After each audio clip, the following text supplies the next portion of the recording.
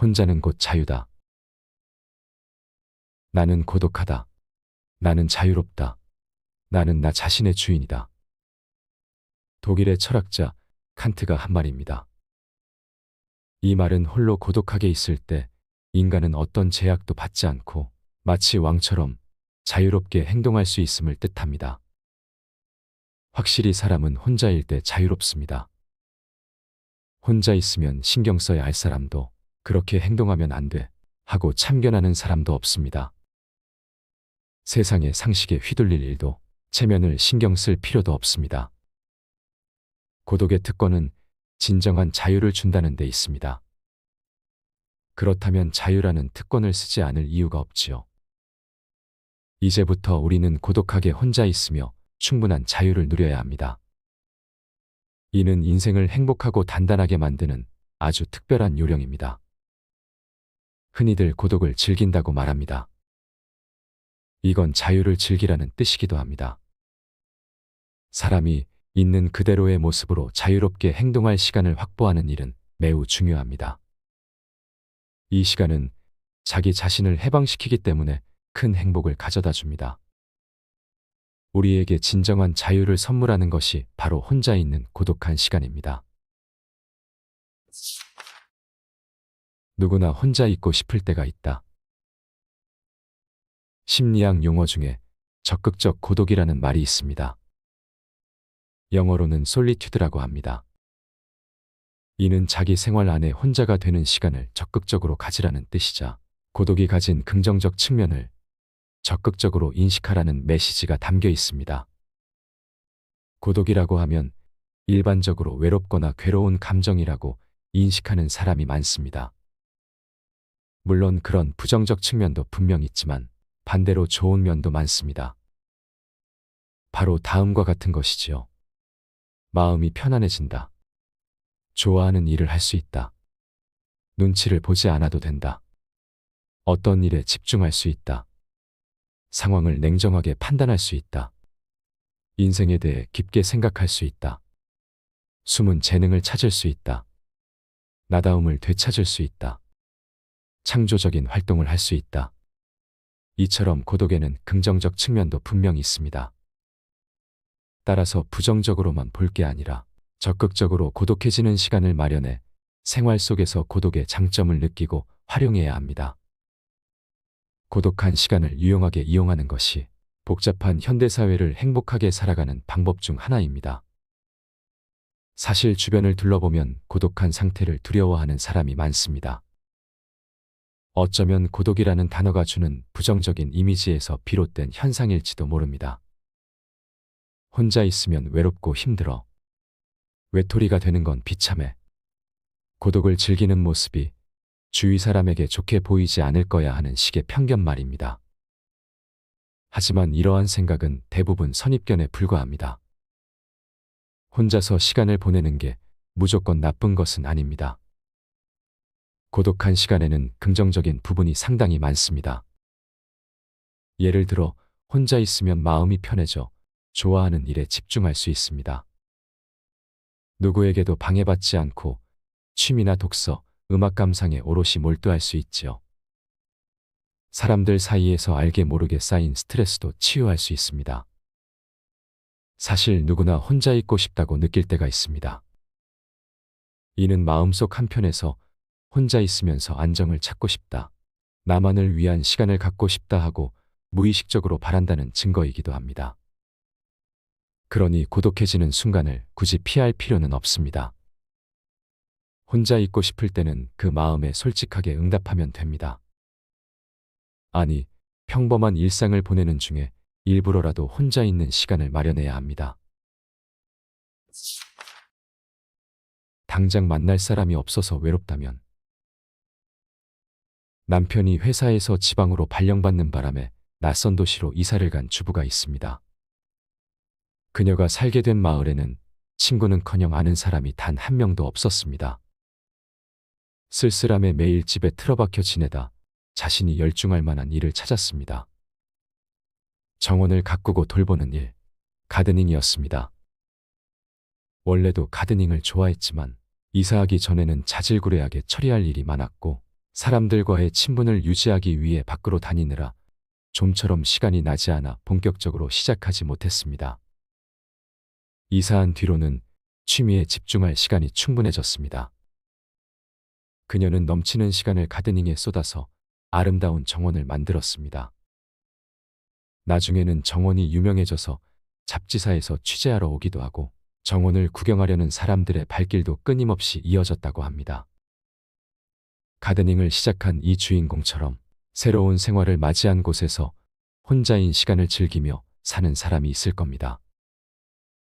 반면 적응하지 못하고 외로움에 시달리는 사람도 있겠지요. 명심할 점은 새로운 환경에서 느끼는 고독을 꼭 부정적으로 생각할 필요는 없다는 겁니다. 오히려 덕분에 좋아하는 일에 열중할 시간이 많아졌다고 긍정적으로 생각하면 되니까요. 이처럼 발상을 전환하면 고독에서 참된 가치를 찾을 수 있습니다. 타인은 절대 나를 위로하지 못한다. 자기 마음에서 평안을 발견하지 못할 때는 밖에서 구하려고 해도 소용없을 때가 많다. 프랑스의 사상가인 라 로슈푸코가 한 말입니다. 사람은 누구나 어디에서도 마음의 평안을 발견하지 못할 때가 있기 마련입니다. 우리는 미래에 대한 막연한 불안을 느낄 때가 있습니다. 인간관계가 잘 풀리지 않을 때도 있습니다. 때로는 일로 인한 엄청난 중압감에 금방이라도 쓰러질 것 같을 때가 올지도 모릅니다. 현재 상황에 대한 욕구불만이 금방이라도 폭발할 것처럼 부풀어 오를 때도 있겠지요. 그런 상태일 때 외부에서 평안을 얻으려는 사람이 있습니다. 대표적으로 친구와 함께 어딘가로 놀러가는 행동을 예로 들 수 있습니다. 물론 이것도 방법입니다. 하지만 자꾸 다른 방법을 통해 울적한 기분을 떨쳐내려고 하면 오히려 본래의 불안감이 더 도드라질 뿐 진정한 평안은 얻지 못합니다. 밖에서 평안을 구하려는 잘못된 시도 때문에 오히려 역효과가 나기도 하지요. 아마 라 로슈푸코도 이런 경험을 한 것이 아니었을까요? 불안이 엄습해오는 순간에는 나의 내면에서 평안을 구하고 조용히 마음의 회복을 기다리는 편이 좋습니다. 아무도 만나지 않고 고독하게 있고 싶을 때는 조용히 명상에 잠기는 것도 좋습니다. 앞의 이야기와는 반대로 안 좋은 일이 있을 때 혼자 있고 싶다는 생각이 절로 드는 날도 있습니다. 살다 보면 상사에게 꾸지람을 듣고 자신감을 잃을 때가 있습니다. 동료가 업무를 끝내고 놀러 가자고 권해도 거절하고 되도록 빨리 집에 돌아가서 쉬고 싶지요. 아니면 친구가 단점을 지적하는 바람에 기분이 상할 때도 있습니다. 그럴 때는 사귀는 사람에게 연락이 와도 오늘은 혼자 있고 싶다며 만남을 거절하기도 합니다. 왜 우리는 안 좋은 일로 인해 기분이 가라앉으면 혼자 있고 싶다는 생각이 들까요? 바로 혼자일 때의 위로 효과를 잘 알기 때문입니다. 스스로 의식하지 못할 수도 있지만 우리의 내면은 본능적으로 고독이 위로가 된다는 사실을 잘 알고 있습니다. 그래서 안 좋은 일이 생기거나 기분이 한없이 바닥을 칠 때 외부의 도움을 얻으려 할 때도 있지만 한편으론 혼자 있고 싶다는 생각도 드는 것이지요. 그렇기에 때로는 고독을 마음의 위안을 얻는 수단으로 적극 활용할 수 있습니다. 간혹 안 좋은 일이 있을 때 친구들과 떠들썩하게 놀면서 기분을 풀려고 하는 사람이 있습니다. 한참 시끌벅적하게 놀 때는 즐겁지만 다음 날이 되면 기분이 오히려 더 개운치 않을 때도 많습니다. 그러니 마음이 복잡할 때는 혼자 조용한 환경에서 위로받는 편이 현명합니다. 바쁠수록 필요한 잠시 멈춤의 기술. 어떤 일을 하다 보면 생각이 좀처럼 정리되지 않을 때가 있습니다. 기획서를 써야 하거나 곤란한 문제에 대한 해결책을 생각해야 하는데 머릿속이 복잡하기만 합니다. 그럴 때 어떤 이는 누군가를 만나서 상담을 합니다. 다른 사람의 조언을 듣고 그렇게 하면 되겠구나 하고 실마리를 찾거나 아니면 생각이 잘 정리되기도 합니다. 하지만 때로는 빗나간 조언 때문에 오히려 머릿속이 더 복잡해지고 진지하게 이야기를 듣지 않는 상대방 때문에 화가 나서 마음이 흐트러지기도 합니다. 이런 일이 생기는 이유는 다른 사람에게 지나치게 기대고 있기 때문입니다. 결국 모든 일은 자신의 힘으로 해결하는 수밖에 없습니다. 사실 해결해야 할 일은 본인 스스로 깊이 생각해야 정신적으로도 좋고 생산성도 더 높아지지 않을까요? 따라서 누군가에게 기대지 말고 고독한 가운데 깊이 생각하는 습관을 들여야 합니다. 혼자 있을 때 감성이 예민하게 살아나고 좋은 아이디어도 떠오릅니다. 도저히 생각이 정리되지 않을 때는 혼자 산책하러 나가는 것도 좋습니다. 그러면 이거다 싶은 좋은 아이디어가 떠오르거나 깨달음을 얻을 수도 있으니까요. 누구나 바쁘면 바쁠수록 혼자 있는 시간이 줄어듭니다. 바쁜 사람은 지인과의 약속으로 스케줄이 늘 빼곡히 차 있습니다. 참석해야 하는 모임이 줄줄이 이어져 있기도 합니다. 꽉 찬 일정을 차례로 소화하려면 혼자만의 시간이 사라지지요. 혹은 가족과 함께 사는 경우 혼자가 될 수 있는 시간은 욕조에 몸을 담그거나 화장실에 들어가 있을 때처럼 물리적으로 분리된 장소에 있는 순간뿐입니다. 하지만 바쁠수록 누구와도 연결되지 않은 여백의 시간이 중요합니다. 혼자가 되는 시간은 일상의 스트레스를 치유해주고 성공을 위한 새로운 기회를 얻게 해줍니다. 때로는 지금 산적한 여러 문제를 어떻게 극복할지에 대해 깊이 생각해 볼 수도 있습니다. 설령 얼마 안 되는 시간이라도 복잡한 인간관계에서 벗어나 자기다움을 되찾을 수 있습니다. 이런 시간이 없으면 그저 바쁘기만 한 일상에 쫓기다 몸과 마음이 지칠 대로 지칠 수밖에 없습니다. 새로운 기회를 탐색하거나 문제를 해결할 방법을 생각할 시간이 없으면 지금 상승세를 타는 중이라 하더라도 얼마 안 가서 그 기세가 꺾이고 말 겁니다. 그러니 바쁠수록 의식적으로 여백의 시간을 만들어야 합니다. 세상에 영원한 관계는 없다. 최근 이혼하는 부부가 늘었다고 합니다. 부부가 이혼하는 데는 다양한 원인이 있지만 어쨌든 이혼을 계기로 어쩔 수 없이 혼자 사는 처지에 놓이는 사람이 많아졌고 외로움을 견디지 못해서 우울증에 걸리는 사례도 종종 있습니다. 물론 부부가 계속 사이좋게 지내는 것만큼 좋은 일도 없지요. 하지만 이혼율이 높아지는 현실을 생각하면 이혼한 뒤에도 혼자서 꿋꿋하게 살아갈 수 있는 정신력을 미리 길러두는 편이 현명합니다. 남편의 외도 때문에 이혼한 여성이 있습니다. 비록 그녀에게는 유책 사유가 없지만 이혼을 겪고 갑자기 혼자 살게 되었습니다. 돌봐야 할 자녀도 없었습니다. 그녀는 남편을 잃고 쓸쓸함을 느꼈지만 이혼의 아픔과 당혹감으로 자신을 잃어버리지는 않았습니다. 왜냐하면 그녀는 결혼한 후에도 자기 인생에 대해 종종 생각하고 책을 읽으며 교양을 쌓았을 뿐 아니라 혼자서 여행도 자주 다녔기 때문입니다. 남편이 있을 때도 혼자 잘 지냄으로써 알게 모르게 홀로서기 할 정신력을 기른 것입니다. 그렇기 때문에 이혼한 뒤에도 흔들리지 않고 당당하게 살 수 있었지요. 사람은 누구나 갑작스레 혼자가 되는 상황에 놓일 수 있으니 언제 어디서나 잘 살 수 있는 준비를 미리 해두는 것이 필요합니다. 인맥이 좁다고 시시한 사람은 아니야. 친구나 연인이 없다는 이유로 외롭다며 고민하는 사람이 있습니다. 심지어 남과 비교해 열등감을 느끼기도 하고 더 심한 경우엔 나는 행복하지 않다며 자책하고 자신의 미래를 불운하게 여깁니다. 물론 친구나 연인이 없다는 건 외로운 일이 맞습니다. 하지만 비관적으로만 생각하지는 마세요. 비관적으로 생각할수록 자신이 비참하게 느껴질 테니까요. 우선 혼자인 상황을 긍정적으로 받아들이는 자세를 가져봅시다. 우리는 친구나 연인이 없어도 정말 괜찮습니다. 혼자 있을 때 얻을 수 있는 것은 생각보다 많습니다. 예컨대 친구나 연인이 없으면 그만큼 개인 시간을 확보할 수 있습니다.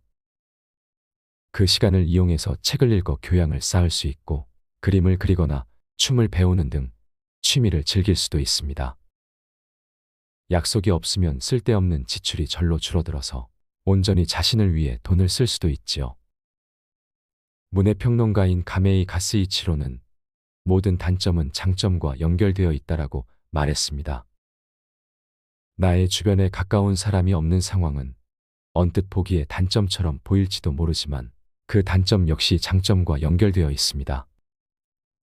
즉, 친구나 연인이 없다는 단점은 시간을 충분히 확보하여 자기 자신을 깊이 성찰할 수 있다는 장점과 연결됩니다. 다시 말해, 주변에 사람이 없어 외롭다면 시간을 들여 깊이 생각할 수 있어 적확한 판단을 내릴 수 있다는 장점이 있는 것이지요. 비슷하게 한 우물을 깊게 파서 전문성을 기른다라는 말도 있습니다. 어쩌면 외로운 시간을 잘 활용해서 나만의 전문성을 기를 수 있을지도 모릅니다. 그러니 지금 당장 만날 사람이 없다고 해서 무조건 우울해할 필요는 없습니다. 신경 써야 할 다른 이들이 없는 덕분에 오히려 삶을 즐길 시간이 많다고 생각해보면 어떨까요? 진정한 사랑은 떨어져 있어도 변치 않는다. 미국을 대표하는 작가 중 한 사람으로 어니스트 해밍웨이를 들 수 있습니다. 작품 노인과 바다로 노벨 문학상을 받은 그는 아래와 같은 말을 남겼습니다. 남자는 때때로 혼자가 되고 싶어 한다. 여자도 혼자가 되고 싶어 한다.